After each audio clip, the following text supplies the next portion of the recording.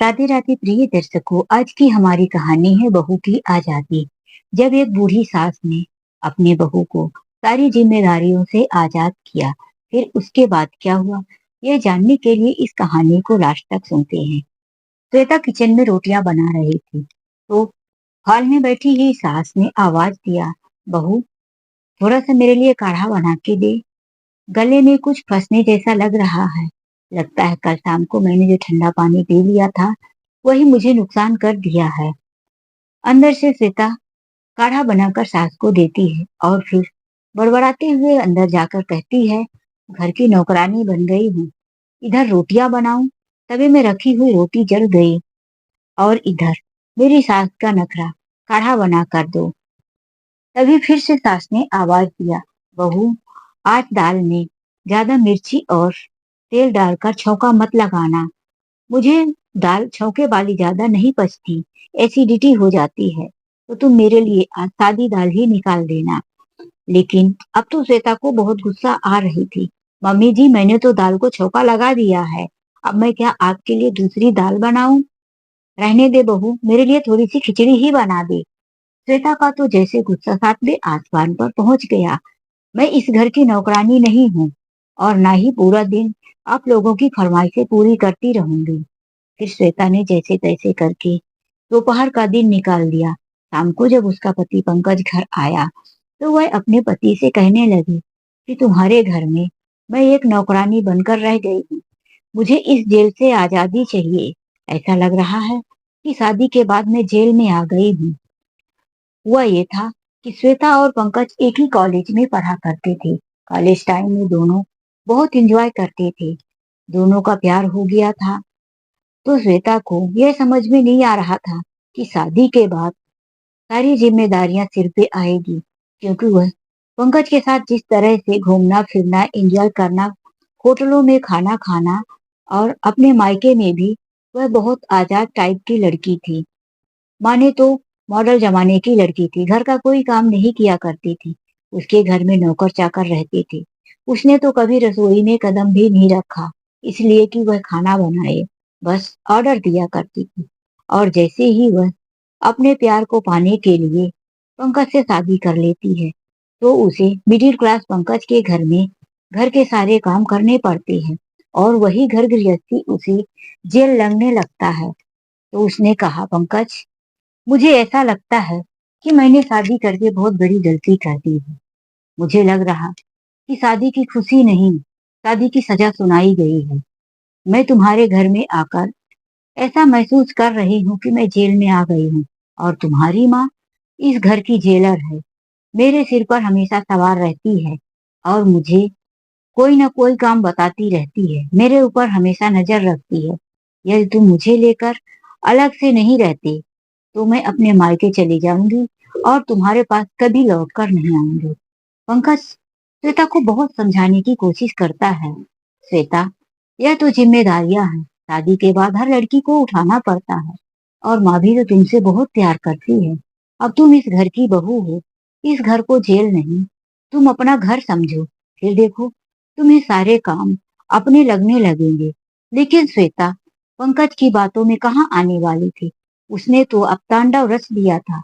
नहीं पंकज, यदि तुम नहीं रहना चाहते मेरे साथ अलग से, तो मुझे मेरे मायके छोड़ दो। नहीं तो मैं अपने मायके में फोन करके खुद ही चली जाऊंगी। अपने पिताजी को बुला लेंगे।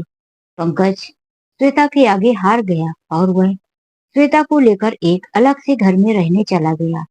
शुरू शुरू में श्वेता अलग रहने पर बहुत खुश हुई। उसे तो आजादी मिल गई थी। पंकज जब ऑफिस चला जाता, तो वह अपना पहले की तरह अपनी सहेलियों से फोन पर बातें करती। जब चाहे उन्हें अपने घर बुला लिया करती थी। किटी पार्टी, शॉपिंग करने जाना, घूमना, यह सब उसे बहुत मजा आ रहा था करने में। लेकिन अब तो उसकी गृहस्थी भी उसके ही सहारे थी, क्योंकि किचन में क्या राशन चाहिए, क्या खत्म हो रहा है, क्या चीजें मंगवानी है, यह सब श्वेता को ही देखनी पड़ती थी। घर गृहस्थी में उसे सारे काम खुद ही देखने पड़ रहे थे।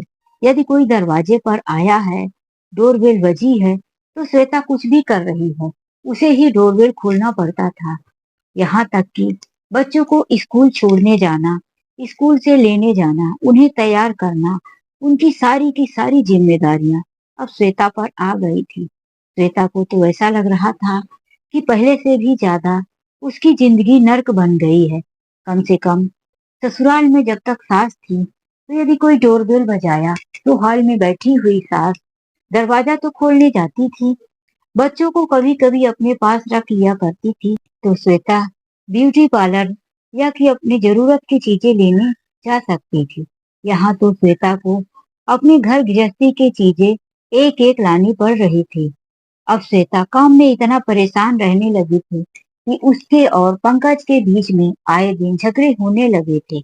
इन सब बातों को लेकर पंकज बुझा बुझा सा रहने लगा था, क्योंकि श्वेता काम में इतना ज्यादा थक जाती थी कि पंकज को उल्टे सीधे ही जवाब दिया करती थी।